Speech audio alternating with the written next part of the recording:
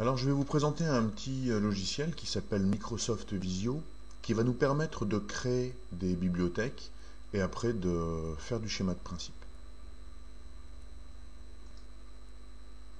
Lorsque l'on ouvre le logiciel Microsoft Visio, on arrive sur cette page.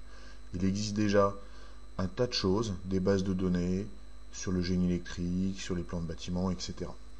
Nous, on va créer notre propre gabarit. Donc tout d'abord, on va ouvrir une feuille. Donc on va aller dans Fichier, Nouveau dessin.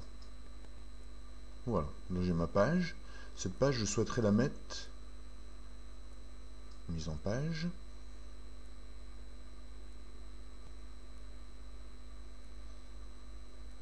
Dans un format paysage. Je vérifie, je suis bien en A4. D'autres choix sont disponibles. Appliquer. OK. Maintenant, une fois que j'ai ça, je vais ouvrir un gabarit. Alors, Fichier, Forme, et je vais lui demander de me créer un nouveau gabarit. Voilà. Clic droit, Propriété. Je vais lui donner un nom. Alors, je vais l'appeler Vincent, et je vais lui mettre une date. Je pourrais mettre le sujet, l'auteur, plein de choses. OK. Voilà. Une fois qu'il est créé, je vais venir le sauvegarder. Je l'enregistre. Moi, je vais l'enregistrer dans mes formes. Je pourrais très bien l'enregistrer dans ma clé USB. Donc, je vais l'appeler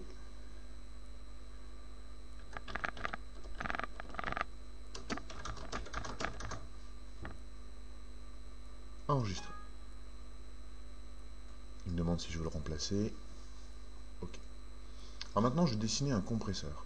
Alors un compresseur, je vais me servir des boîtes à outils, rectangle, ellipse, trait ou arc.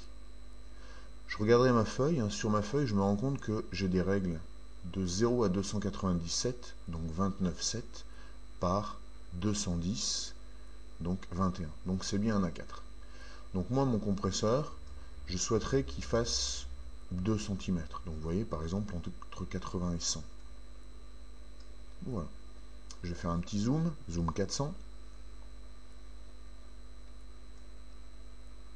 Voilà, ça c'est mon cercle pour réaliser mon compresseur.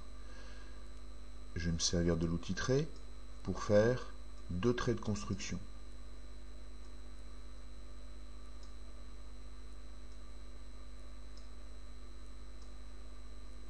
Ces traits de construction, maintenant je peux les enlever.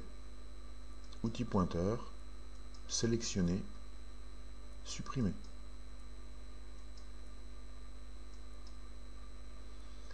Si je clique sur le cercle, je vois que j'ai 4 lignes d'attache, c'est le centre à chaque fois. Donc moi ici je vais rajouter des petits traits pour pouvoir accrocher mes tuyauteries. Voilà. Outil pointeur, je reste cliqué gauche, je relâche, forme, groupe, grouper. Alors vous voyez, maintenant ce n'est plus un ensemble de traits, c'est vraiment un symbole, on appelle ça une entité.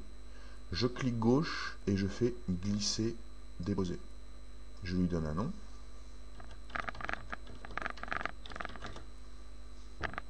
Voilà. Et j'enregistre. Voilà, c'était le premier didacticiel sur comment créer son premier symbole.